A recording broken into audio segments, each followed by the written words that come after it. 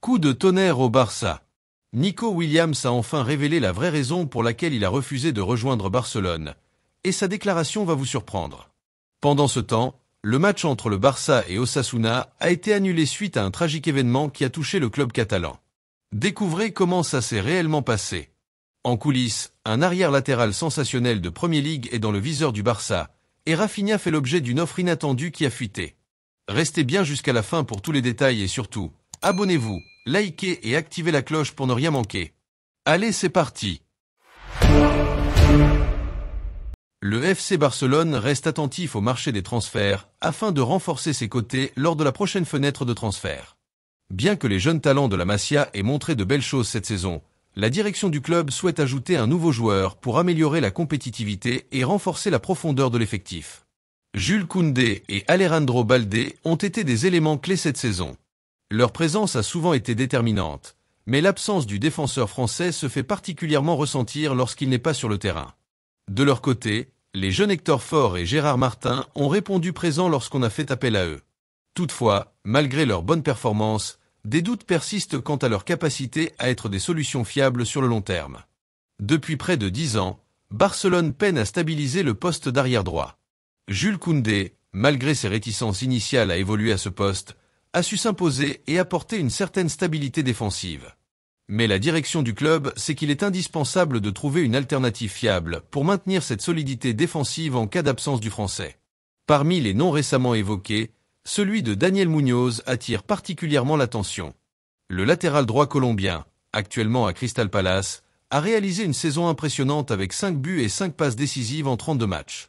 Il a prouvé qu'il était aussi performant défensivement qu'offensivement, un profil idéal pour Barcelone. Un détail intrigant vient renforcer cette piste.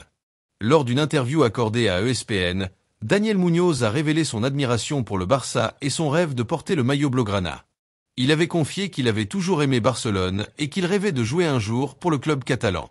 Toutefois, il précisait également qu'il appréciait beaucoup la Premier League et qu'il souhaitait y évoluer, peu importe l'équipe.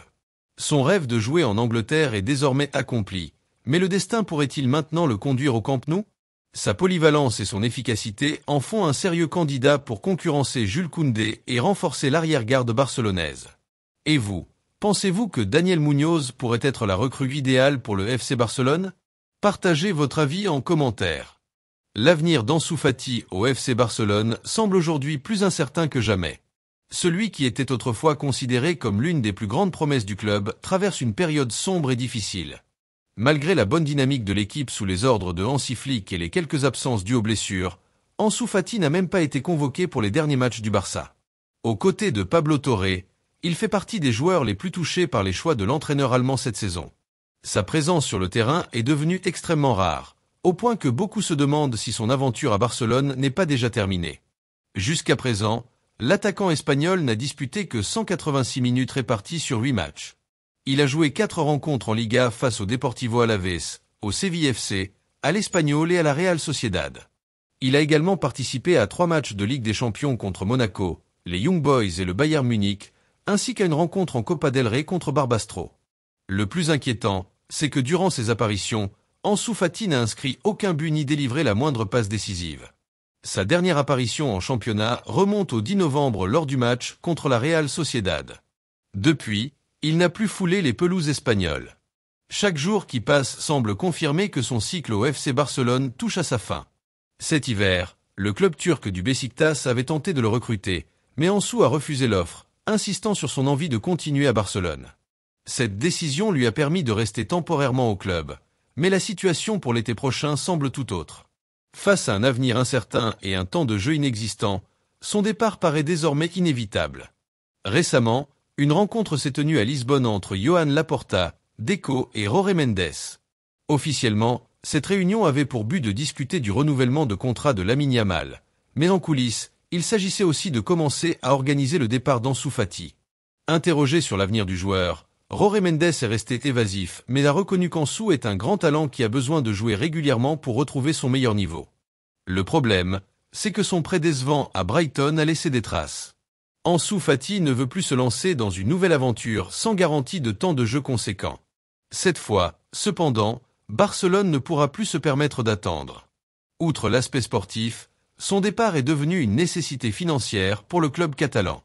Le salaire élevé de l'attaquant pèse lourdement sur les finances du club, et sa vente permettrait d'alléger considérablement la masse salariale pour la saison prochaine. Le Barça, avec l'aide de Jorge Mendes, explore déjà plusieurs pistes pour faciliter ce départ. Des clubs d'Arabie Saoudite, du Qatar et des Émirats Arabes Unis sont envisagés, car ils pourraient être prêts à investir une somme intéressante pour s'attacher les services du joueur. La question n'est donc plus de savoir si Ansu Fati va quitter le FC Barcelone, mais plutôt quand et où il poursuivra sa carrière.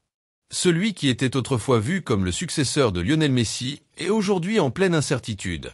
Son talent est toujours là, mais les blessures répétées et le manque de confiance ont lourdement compromis son avenir en Catalogne. Reste à savoir si un nouveau départ lui permettra enfin de relancer sa carrière et de retrouver le niveau qui avait tant impressionné les supporters du Barça. Parlons de Rafinha. Sa situation au FC Barcelone a complètement changé en l'espace de quelques mois. Autrefois considéré comme un joueur transférable, le Brésilien est aujourd'hui devenu l'un des éléments les plus importants du système de Hansi Flick. Grâce à ses performances remarquables, il s'impose comme l'un des joueurs les plus décisifs du Barça cette saison. Sous les ordres de Flick, Rafinha a franchi un cap impressionnant. Son influence sur le jeu est indiscutable et il joue un rôle clé dans les bons résultats du club, aussi bien en Liga qu'en compétition européenne. Sa capacité à faire la différence dans les moments importants a permis au Barça de rester compétitif malgré les défis rencontrés cette saison. Mais récemment, une révélation a secoué les coulisses du football. Une offre incroyable en provenance d'Arabie Saoudite a été dévoilée. Al Hilal, l'un des clubs les plus ambitieux du pays, a tenté de s'offrir Rafinha avec une proposition difficile à refuser. Le club saoudien était prêt à dépenser pas moins de 100 millions d'euros pour convaincre Barcelone de le laisser partir. Et pour le joueur, l'offre était encore plus tentante. Al Hilal lui proposait un salaire astronomique de 15 millions d'euros net par saison. Un tel contrat aurait radicalement changé sa carrière, lui assurant une fortune considérable et la possibilité d'évoluer dans un championnat qui attire de plus en plus de stars du football mondial. Mais contre toute attente, Rafinha a refusé cette offre colossale. Il n'a pas hésité une seule seconde à décliner cette proposition pour rester fidèle au FC Barcelone. Ce choix montre son engagement total envers le club catalan. Il a préféré miser sur son avenir à Barcelone plutôt que de céder à la tentation d'un salaire faramineux. Sa décision illustre sa détermination à s'imposer parmi les meilleurs joueurs du monde et à continuer à briller en Europe sous les ordres de Hansi Flick. Aujourd'hui, Rafinha prouve qu'il est bien plus qu'un simple ailier talentueux. Il incarne l'esprit de combativité et de loyauté que les supporters du Barça apprécient tant. En refusant l'offre saoudienne, il a montré qu'il croit fermement en son avenir au sein du club catalan et qu'il est prêt à se battre pour atteindre les sommets avec le FC Barcelone. Si vous appréciez la vidéo jusqu'à présent, n'oubliez pas de lui donner un bon like et de vous abonner à la chaîne. Allez, c'est gratuit et vous nous aidez beaucoup à activer la cloche pour ne rien manquer de l'actualité de Barcelone. Merci pour le soutien. Nous continuons avec un événement tragique qui a bouleversé le FC Barcelone et ses supporters. Le match tant attendu entre le Barça et Osasuna, prévu pour la 27e journée de Liga, n'a finalement pas eu lieu. La raison est dramatique. Quelques minutes avant le coup d'envoi, une terrible nouvelle est tombée. Le médecin de l'équipe première, Carl Mirano Garcia, est décédé soudainement, plongeant le club dans une profonde tristesse. Face à ce drame inattendu, les dirigeants du FC Barcelone ont immédiatement décidé de suspendre la rencontre. Le stade, qui était prêt à vibrer au rythme du match, s'est retrouvé plongé dans un silence pesant lorsque l'annonce a été faite au public. L'émotion était immense, tant chez les joueurs que chez les supporters présents. Dans un communiqué officiel, le club catalan a exprimé sa profonde tristesse et a présenté ses sincères condoléances à la famille et aux proches du docteur Carl Mirano Garcia. Ce moment douloureux rappelle que, parfois, le football passe au second plan face à des drames humains aussi marquants. Aujourd'hui, le FC Barcelone, ses joueurs et ses supporters se rassemblent pour rendre hommage à cet homme qui a tant donné pour le club. Une grande perte pour toute la famille Blaugrana. Et pour finir, l'été dernier, le FC Barcelone a tout tenté pour recruter Nico Williams, l'attaquant talentueux de l'Athletic Bilbao. Mais malgré l'insistance du club catalan, le joueur basque a finalement choisi de rester dans son club de cœur. Dans une interview accordée à France Football, Nico a expliqué que sa décision était dictée par son attachement profond à l'Athletic Bilbao. Pour lui, ce club représente bien plus qu'une simple équipe de football, c'est une véritable famille. Il a déclaré que l'ambiance unique qui règne dans ce club était quelque chose d'irremplaçable et qu'il ne pensait pas pouvoir retrouver cela ailleurs. Sa décision a été respectable et compréhensible, mais pour de nombreux supporters du FC Barcelone, cela a laissé un goût amer. Certains y voient un joueur qui a préféré la sécurité et le confort plutôt que de relever le défi prestigieux de porter le maillot du Barça.